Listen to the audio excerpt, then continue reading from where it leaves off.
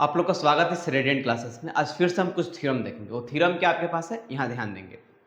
बोला गया every monotonic increasing sequence tends to its least upper bound. बोला गया आपके पास कोई भी मोनोटोनिक इंक्रीजिंग सीक्वेंस होगा वो अपने लीस्ट अपर बाउंड पे टेंस करेगा, यानी उसका limit point least upper bound कहलाएगा। ये आपको शो करके दिखाना है। यानी हम ऐसा काम करेंगे कि मान लेते हैं कोई सीक्वेंस है, उसका लीस्ट अपर बाउंड क्या मेरे पास है, एम है। मुझे शो करना है कि लिमिट जो मिलेगा वो टेंस करेगा एम पे as n tends to infinity. ये मुझे शो करना है, दैट इज ऐसे शो करना पड़ेगा। ये मुझे शो करके दिखाना है। यानी मोटी मोटी बात है, मुझे इस कंडीशन दिखा देना है कि m माइनस एप्सिलॉन एन और m plus epsilon for all n greater than equal to m, इसको क्या लिखेंगे, an minus m less than epsilon for all n greater than belong to n। इस कंडीशन में हम शो कर देंगे तो मेरे पास क्या कहलाएगा, जो सीक्वेंस मेरे पास कहलाएगा वो इस पे टेंस करेगा। ये मुझे काम करना है। आइए इस बात को हम लिखते हैं, समझेंगे बात को। जो डिफिनेशन यूज किए थे हम लोग कि लीस्ट अपर बाउंड किसको बोलते हैं, कि लीस्ट अपर बाउंड में से हल्का भी माइनस करेंगे ना, समझेंगे। अगर ये आपके पास एन लीस्ट अपर बाउंड है, इसमें से हल्का भी एक माइनस करेंगे ना, एम माइनस अल्फा करेंगे, तो सीक्वेंस का कम से कम एक टर्म होगा ना, इससे बड़ा हो जाएगा। हल्का भी माइनस करेंगे तो सीक्वेंस क्या होगा, कम से कम एक टर्म इससे बड़ा होगा। फॉर एग्जाम्पल यहां देख लीजिए, -1 का पावर n, ये मेरे पास n सीक्वेंस है। अब मुझे बताइए इसको जब ब्रेक करेंगे तो मिलेगा -1 1 -1 1 -1 और -1। यानी ये सीक्वेंस का जो बॉन्ड है वो -1 से लेकर के n के बीच में है। यानी इसके पास लिस्ट अपर बॉन्ड है, आपके पास क्या है, ग्रेटेस्ट लोअर बॉन्ड है। ये मेरे पास लिस्ट अपर बॉन्ड है, मेरे पास greatest lower bond.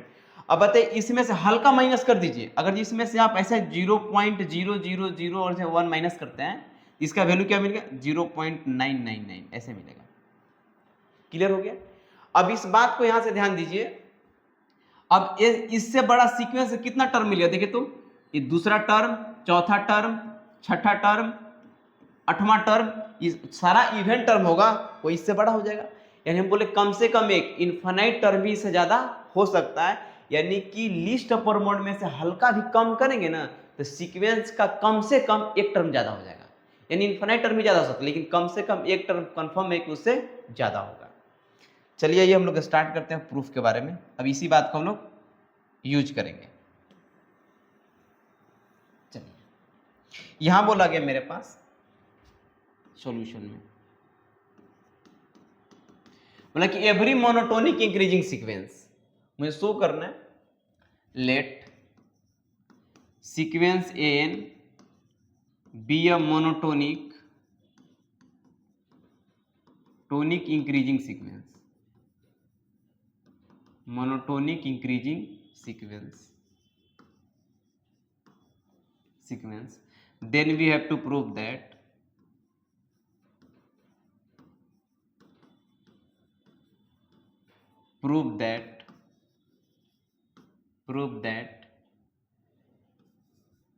it is converges to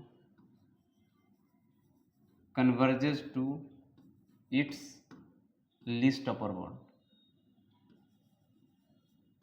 least upper bound। Converge करेगा या फिर टेंस करेगा, ये मुझे दिखाना है। सिंस लेट मान लेते, let capital M be a least upper bond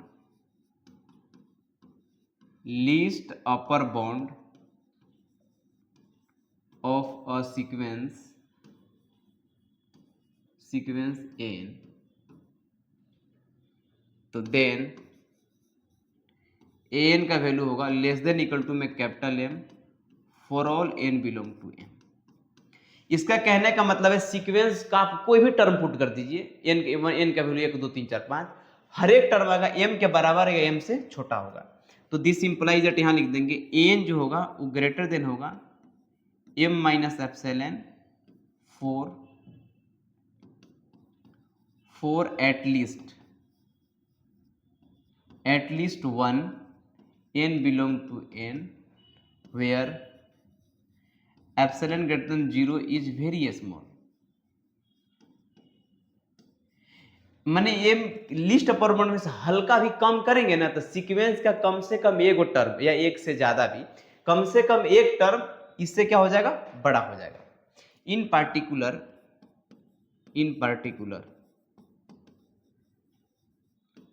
if we take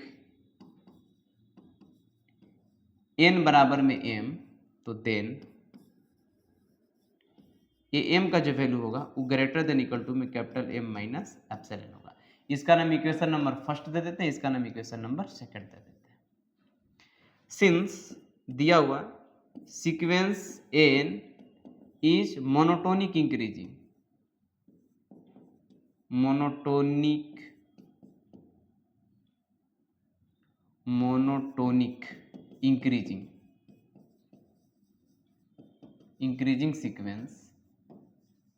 sequence तो देन जब मोनोटोनिक इंक्रीजिंग सीक्वेंस है तो an का value greater than equal to में am होगा for all n greater than equal to में। देखिए यहाँ पे मोनोटोनिक इंक्रीजिंग है तो यानी कि आपके पास m के वैल्यू में 10 है, इसका वैल्यू 10 लेंगे तो इसका 10 है, इसका नाम 11 ले लिए तो ये वाला बड़ा होगा क्योंकि मोनोटोनिक इंक्रीजिंग है तो हमेशा अगला टर्म क्या होगा, उससे बड़ा होगा।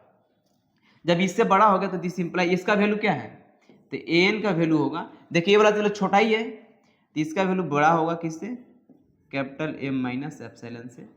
Equation number third. अब इक्वेशन नंबर 1 को इंप्लाइज कर देते हैं। इक्वेशन नंबर 1 को देखिए तो यहां लिखेंगे an का जो वैल्यू मेरे पास है वो लेस देन इक्वल टू में कैपिटल M, इसमें कुछ जोड़ देंगे तब पर भी ये वाला बड़ा ही रहेगा, कैपिटल M प्लस एप्सिलॉन। यहाँ एप्सिलॉन क्या है, greater than 0। Equation number 4। Equation 3 and 4 से देखेंगे, from equation 3 and 4 we get, देखिए तो 3 एंड 4 से an का वैल्यू इससे बड़ा है तो मिलेंगे m minus epsilon an less than और कैपिटल M प्लस एप्सिलॉन से क्या है, छोटा है, और m का वैल्यू क्या दिया हुआ, ग्रेटर देन n का value greater than equal to में m। तो दिस इंप्लाइज दैट इसको क्या लिख सकते हैं, an माइनस m का modulus less than epsilon for all n greater than equal to m। तो this implies that limit n tends to infinity n का वैल्यू होगा वो कैपिटल M होगा। तो hence every monotonic increasing sequence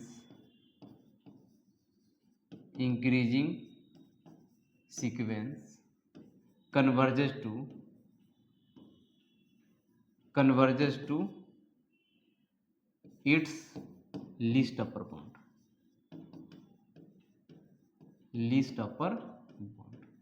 यही मुझे show करना था, कोई भी मेरे पास कन्वर्जेंट सीक्वेंस होगा अगर जब मोनोटोनिक इंक्रीजिंग सीक्वेंस है तो अपने लीस्ट अपर बाउंड पे क्या होगा, वो कन्वर्ज करेगा। पहला देखिए फिर से बस ट्राई कर लीजिएगा, m मेरे पास लीस्ट अपर बाउंड है तो लीस्ट अपर बाउंड कहने का मतलब सीक्वेंस का कोई भी टर्म होगा वो m से बड़ा नहीं हो सकता, m के बराबर या m से छोटा होगा।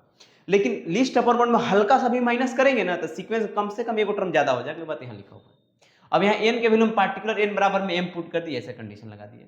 अब n मोनोटोनिक इंक्रीजिंग सीक्वेंस है और m का वैल्यू n के बराबर या छोटा है तो वाला कंडीशन होल्ड करेगा, और m का वैल्यू क्या है, इससे छोटा है तो इससे भी क्या छोटा हो गया। Equation number 3।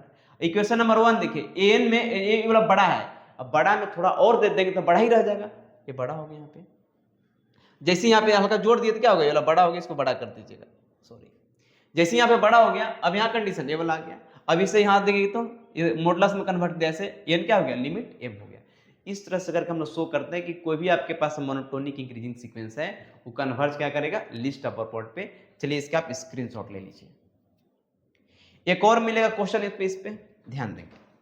अब मिलेगा यहाँ पे कि every monotonic decreasing sequence converges to या tends to its greatest lower bound. Same process रहेगा जैसे यहाँ लिखा हुआ है, वही प्रोसेस इसका भी रहेगा, बशर्ते n के जगह पे स्मॉल m लिखेंगे और बाकी केवल लेस देन और ग्रेटर देन का साइन चेंज करेगा। आइए इसको भी शो करके देखते हैं, सॉल्यूशन देखेंगे। Let sequence n be a monotonic monotonic decreasing sequence, decreasing sequence. जब मोनोटोनिक डिक्रीजिंग सीक्वेंस है, then we have to prove that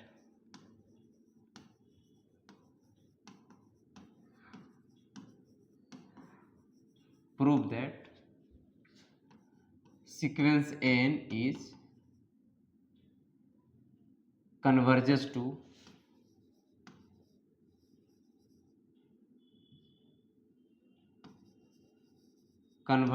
to its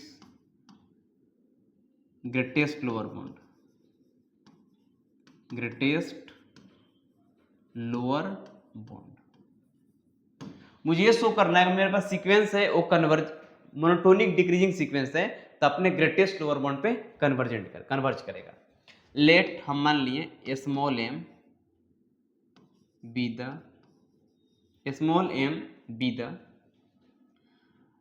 greatest lower bound, greatest lower bound of sequence n of n, then m less than equal to में n for all n greater than equal to में n। यानी sequence का आप कोई भी term देखेंगे वो हमेशा स्मॉल m से हमेशा ये बड़ा होगा। अब यहां मान लेते हैं इसमें से हल्का भी कुछ जोड़ दिया जाता है, तो this implies that m plus epsilon हल्का भी इसमें जोड़ दिया जाएगा, तो सीक्वेंस का कम से कम ये को टर्म होगा इससे छोटा हो जाएगा, यानी कि 4 एटलीस्ट 1 n बिलोंग करेगा n में, where epsilon greater than 0 is very small. यहां बात बोला गया अगर जो m में हल्का भी कुछ जोड़ देंगे ना, तो सीक्वेंस का जो टर्म होना जो सबसे हमेशा बड़ा होता था ना, तो कम से कम एक टर्म उससे छोटा हो जाएगा। इसका नाम दीजिएगा इक्वेशन नंबर फर्स्ट। सिंस दिया यहां पुट कर लेते हैं, पुट इन पार्टिकुलर हम n बराबर क्या मान लेते हैं, p कोई नाम दे देते हैं, तो यहां दिस इंप्लाइज दैट यहां मिलेगा m plus epsilon greater than क्या मिलेगा AP। सिंस दिया हुआ sequence an is monotonic decreasing sequence, जब मोनोटोनिक डिक्रीजिंग सीक्वेंस है तो then an greater than equal to में AP for all n greater than equal to में P। डिक्रीजिंग सीक्वेंस है मतलब उसका पीछे वाला टर्म होगा आगे वाला से क्या होगा, बड़ा होगा। जैसे यहां समझेंगे कि मेरे पास यहाँ पे 3 है, यहाँ पे क्या है 4 है, तो मेरे पास A4 मिलेगा और A3 मिलेगा। अब मेरे पास बोले मोनोटोनिक डिक्रीजिंग सीक्वेंस है तो बड़ा ये वाला क्या होना चाहिए, क्योंकि डिक्रीजिंग है तो आगे वाला टर्म क्या होना चाहिए, आगे वाला छोटा होना चाहिए, यानी कि ये वाला कंडीशन ऐसा अप्लाई करेंगे। जब ये वाला इधर रहेगा तो वाला क्या रहेगा, इधर का रहेगा। दिस इंप्लाइज दैट अब इसका जो वैल्यू क्या है, इसका जो वैल्यू देखेंगे दिस इंप्लाइज दैट तो an का वैल्यू होगा वो m प्लस एप्सिलॉन से ऐसे। Equation number second. Equation number first को इंप्लाइज करते हैं, क्या मिले यहाँ पे m लेस देन an, इसमें हल्का भी कोई कम करेंगे for all n belong to n, इसमें हल्का भी कुछ कम करेंगे तो m में से m माइनस एप्सिलॉन करेंगे तो हमेशा क्या होगा, वाला चीज बड़ा हो जाएगा n से, फॉर ऑल n बिलोंग करेगा n, यानी इसमें हल्का भी कम करें हमेशा क्या होगा, वाला बड़ा होगा। अब यहां ध्यान देंगे इसका नाम इक्वेशन नंबर क्या दे देते हैं, third. From equation second and third से, from equation second and third we get, यहां देखेंगे an का जो वैल्यू है वो किससे बड़ा है, an का जो वैल्यू है वो इससे बड़ा है, यानी कि स्मॉल m माइनस एप्सिलॉन से बड़ा है, और किससे छोटा है तो m प्लस एप्सिलॉन से मेरे पास छोटा है। एक कंडीशन यहाँ पे दिया गया है। फॉर ऑल एन का value greater than equal to में मेरे पास पी है, तो दिस इंप्लाइज दैट, यहां से लिखेंगे a n minus small n less than epsilon for all n greater than equal to m p, तो this implies that limit n tends to infinity, a n का जो value मिलेगा वो small n मिलेगा, तो this implies that sequence a n is convergent and converges to a small m, तो hence every monotonic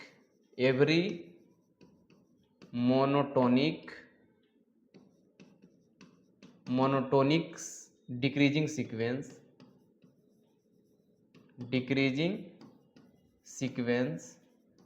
converges to its greatest lower bound,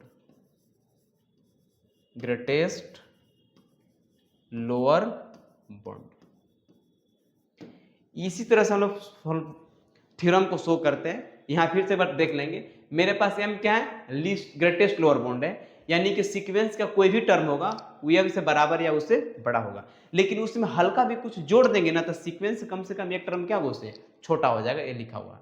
अब मान लीजिए n बराबर क्या दे दिए, p दे दिए, तो ये क्या होगा, p की वैल्यू एवल है। सीक्वेंस मेरे पास क्या है, डिक्रीजिंग सीक्वेंस है, डिक्रीजिंग सीक्वेंस है तो n के वैल्यू इससे बड़ा है तो ये p वाला क्या होगा, बड़ा होगा, इसका वैल्यू क्या मेरे पास ये वाला चीज है। इक्वेशन नंबर 1 में देखिए ये वाला इससे बड़ा है तो इसमें कुछ घटा भी दिया जाएगा तो बड़ा ही रह जाएगा, बड़ा हो गया यहाँ पे। उसके बाद equation of second and third से देखेंगे तो यहाँ मिल गया मेरे पास।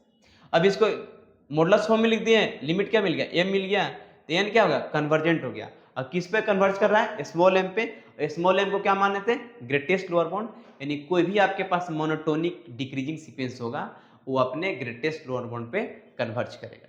चलिए इसका स्क्रीनशॉट ले लीजिए और इस वीडियो को देखिए, अच्छा लगे तो लाइक करें एंड सब्सक्राइब करें। मिलते हैं अब नेक्स्ट वीडियो में।